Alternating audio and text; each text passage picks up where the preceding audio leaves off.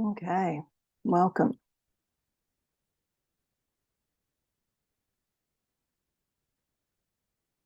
Welcome.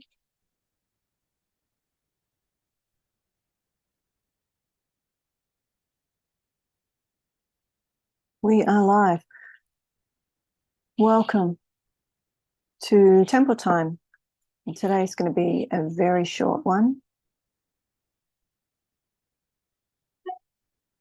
So let me know if you're there and you've got any questions. However, I am going to pretty much go straight into a little contemplation.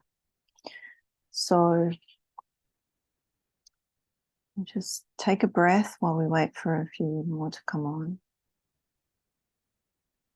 And then I'm going to do the contemplation.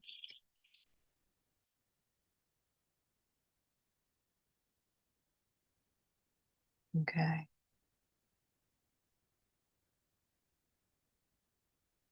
Let's get started.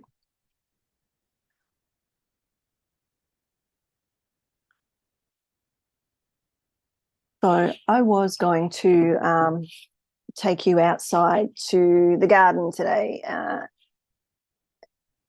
to do some gardening with you because I need to plant some vegetables. And I've got a bunch of interviews today, which I have to go and get ready for. But I thought I would pop in and see my hair's all over the shop. I wanted to share this, and I nearly didn't share it on this live. I thought about going to Mystic Ministering Instagram and Facebook because that's where I tend to do more of my ministering, I guess you would say. But I thought I would just leave you with this for today. Let's just see. Right. There you are. Okay. So let's just take a breath for a moment and get here. Temple time.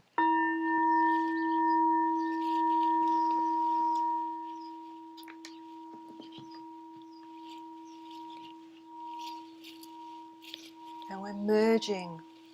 This is like the paradox. Temple time paradox.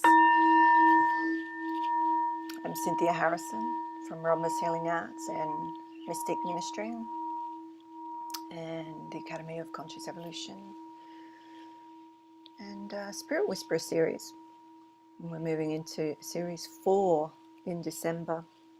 Just keep an eye out for that. And just take another breath to get here.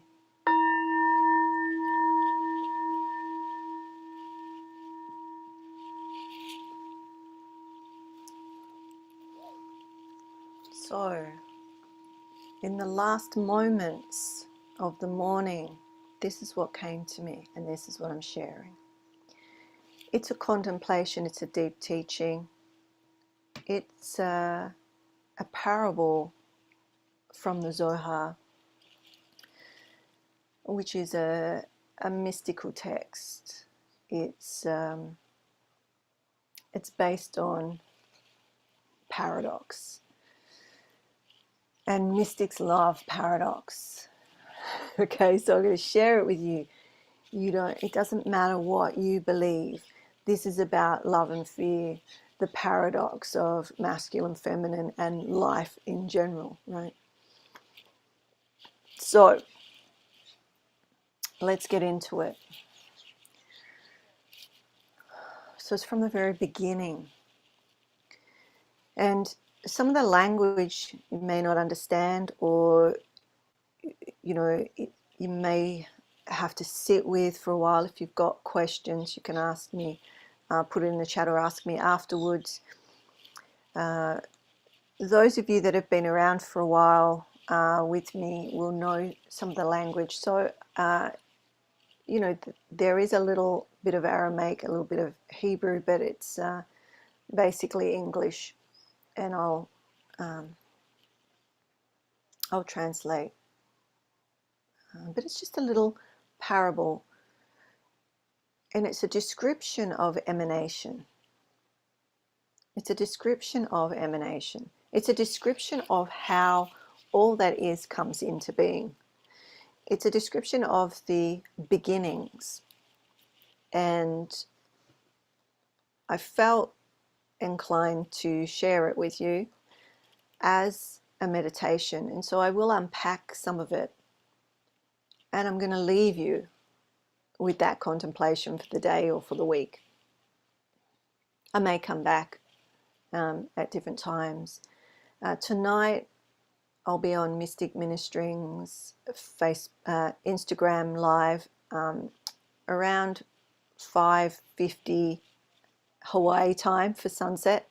Our sunset sitting in silence transmission. If you would like to place a prayer request or healing request, you can do so there for yourself or for others. That's where I'm sitting at the moment. So I don't know what time that translates into for you, but you can go to Mystic Ministering Instagram and follow that, and it'll give you a notification if you're interested. Or if you'd just like to sit in meditation watching a Hawaiian sunset live. Okay, so let's get started. How Ein Sof turns into Sephirot. How all there is starts to condense or look at it as, so last week I talked about charge and batteries, right? And this relates in some ways, but it's at a different level. So we're looking at how all that is came into being, and there's a process. And I'm using a parable that is a mystical parable that can start to unpack it a little bit for those that like the mystic work, right? The mystically inclined, which is based on paradox, because for mystic truth to have truth, it has to be in everything. And so if it's in good, it's in bad. If it's in heaven, it's in hell. If it's in masculine, it's in feminine. If it's in right, it's in wrong. If it's in peace, it's in war. If it's in death, it's in birth. It's this paradox. Love, fear, positive, negative, neutral. All right, so let's get into this. The beginnings. So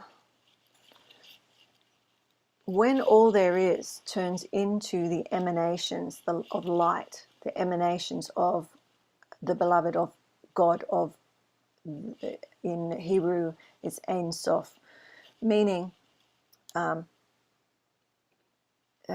nothing or nothingness, the no thingness. It's actually not nothingness, it's no thingness, the no thing. So when concealed of all concealed, verged on being revealed, it produced at first a single point, which ascended to become thought. Within it, within that single point, within it, drew all drawings, graved all engravings, carved within the concealed holy lamp, a graving of one hidden design, holy of holies, a deep structure emerging from thought, called me who. Origin of structure, existence and non-existence, deep and hidden, called by no name but who. So what does it mean? So me is not necessarily me. and I'll unpack it a little bit. So this text doesn't want to name the highest realm, but it could be seen as the crown, right? Keta, the crown, or Ein Sof, no thing, an ultimate hidden realm. This ultimate hidden realm. Just put my notes up here, which are nicely scribbled out in blue texter. I did literally 10 minutes ago. And this is what's coming in. So hopefully this resonates with whoever sees this at this moment in time. So let me find where my notes are unpacking this. Okay. So the no thing, an ultimate hidden realm, preceding Hokmah. Hokmah. So if we have the tree, let me see, do I have my tree?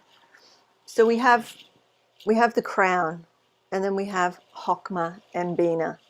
So this is what we're talking about. So if you don't know the tree of life, I do have a picture here. See if I find a better one. This one will do. It's not a great one, but you have a tree, the tree of life, right? Well, there you go. So we have the top one, and then we have the, well, it's actually back to front, but this is the right one and this is the left one, right? Hokmah, Bina. So Keta, Hokmah, Bina, or crown, wisdom and understanding. Okay, that's what we're talking about here. So regardless of what you believe, because it cross-references with pretty much all other ways of knowing, I've looked into it deeply into the mystic paths of all over the world, pretty much. And it might not seem it, but we have preceding those two is the crown, okay, and self, all that is before it comes into the point of light, right? That's what we're talking about. So the no thing precedes the single point. So you could also call it primordial light. So we could call the primordial point, well, actually the primordial point is often known as that part of the tree, Hokmah, which is wisdom, right? And we can go into, so in some of the programs we do go deeply into it. So this will help some of the students. I don't have those, my drawings from that class here, I don't think. Or I would show you.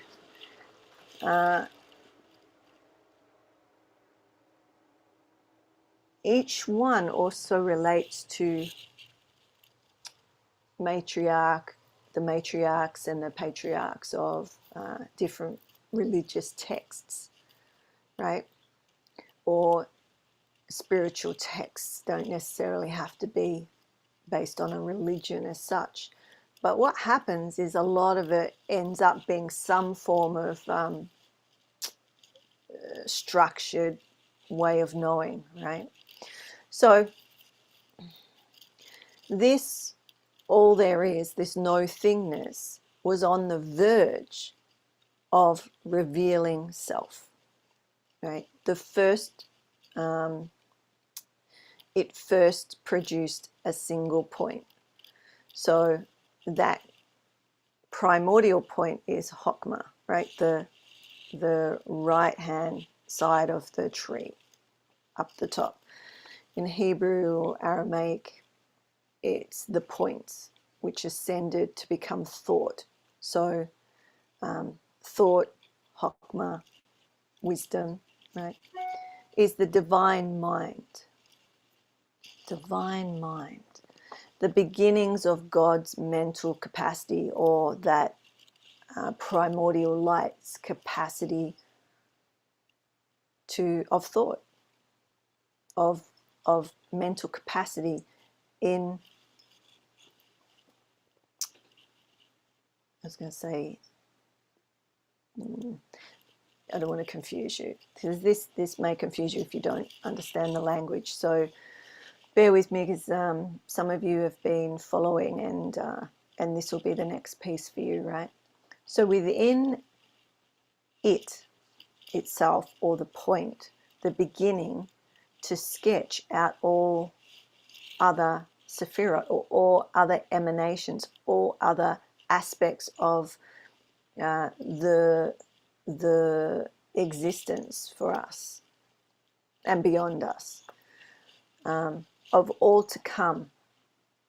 The lamp in this passage means the impulse of emanation and radiance beginning to emerge.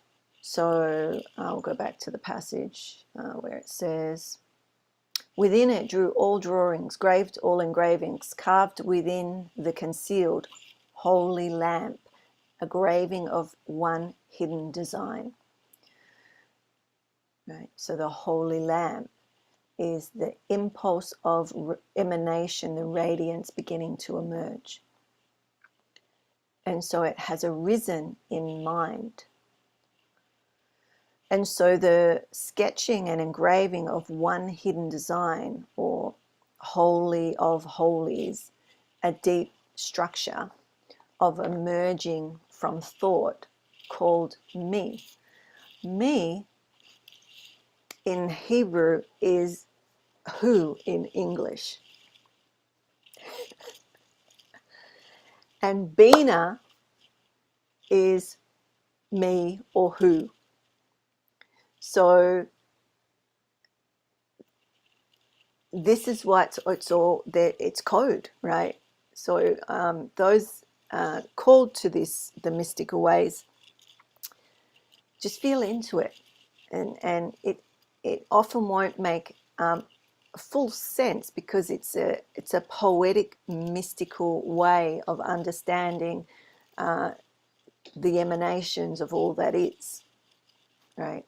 So this is the beginning, or a beginning description of emanation, not the whole. It's just the first 3 points, really. So the original point coming into mind, or the mental capacity, which is Chokmah, and then the structure emerges from thought called Bina, or who. And before Bina, or who, all we had is a point. And the point sketches out everything, right? That's that lineal, or the masculine, right? The right side is masculine. Chokmah can be, Chokmah, the name, the word, can be both, but that's another story. But in this sense, it is that the right side. So comes in crown, Chokmah, point to circle, sketches, blueprints to the emerging from thought, the structure emerging. So the point sketches out everything and turns into a circle. It's the circle and the line. It's the crown, right? It's the feminine and the masculine. And the point is extending, and the point extending is called deep structure. So the deep structure is emerging from the divine mind, right? Me. And we know me is Bina, and in English, me is who. No wonder people have got no idea what's going on, right? So existence and non-existence. And as soon as we start to talk about existence, it's denied, right? Because the paradox, as soon as we start to try to explain the emanation or the light, as soon as that happens, it's denied. As soon as it's mentioned, there's a denial because of the paradox. So let me just check the Facebook here.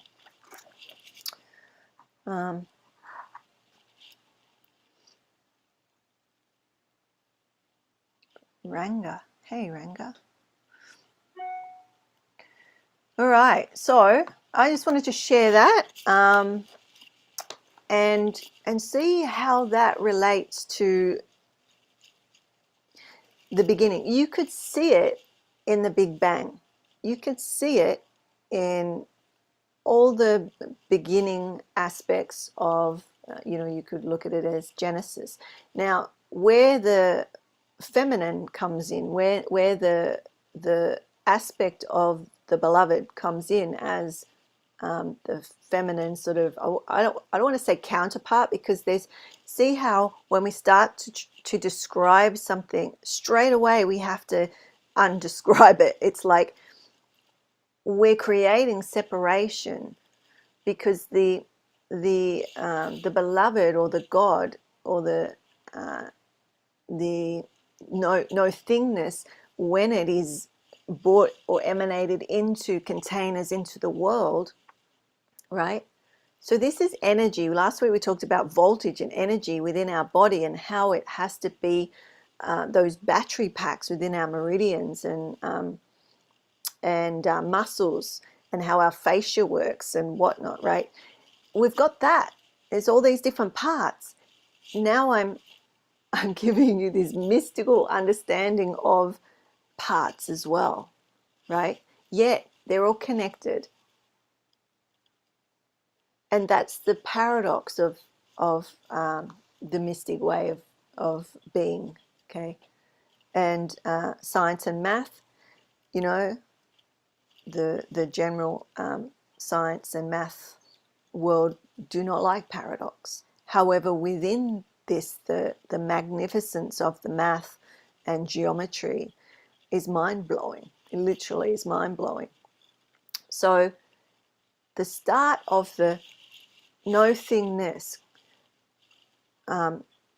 starting to come down as a point, and that point structuring blueprint to emanate and shift from that point to the circle. Now the circle going into Bina is also known as the womb. The womb. So if we look at how we're birthing this light, not we, but me and who, right? We're birthing in a particular pattern or way, I guess. And so you can look at it from top to bottom or bottom to top, right? Heaven and earth. How we merge the paradox of heaven and earth. They're one. They're connected through us. We are it. So the feminine, which is all of you, even if you're masculine embodied, because of the drop, all of us on earth are a representation of that light as the feminine aspect of God, so to speak. Because exactly as soon as I say it, I shift it, right? Because you're going to think there's a masculine God and a feminine God, or a emanation, where it's not really a separation. It's just how it can emanate here, right? And so it's like saying that you and I are separated. Well, in some ways we are, but on a very on our core level, we're not. You're listening to yourself speak right now, and I'm speaking to myself. So our existence is, you speaking to you about you, right? And people get caught up on that and go into, very much into, it's all about me. Well, me is Bina is who? The Shekinah, the great feminine aspect. But that's not completely true, but it's the best way I can describe it. I describe her as the blue. It's like why I have the blue background. I'm actually wearing blue today. That's what she looks like to me. That holy wisdom, right? So I guess that's all I wanted to share with you today. And I'll leave it at that. And if you have any questions, you can do that. I'm off to get ready for an interview, and I'll see some of you tonight on the Mystic Ministering's Instagram. I'm doing the lives on that at let's see. I don't know. Does anyone know what time it is? I'll post it. But just go over there if you're interested, because we do the sitting in grace, but it's a silent meditation watching the sunset over the ocean here, and I will sit and take your prayer or healing requests, and we sit in circle. So if you want to join us for that, feel free. The sunset is different times every day, but it's around 10 to 6, quarter to 6. Sometimes it's earlier, sometimes it's later. So if you connect on there, then you'll get notified if you're interested. If you have people that are struggling at the moment, or you just want to sit in a circle that is transmitting grace, purity of unconditional love, then join us. Okay, much love. May the blessings be. Mwah. Ciao, ciao.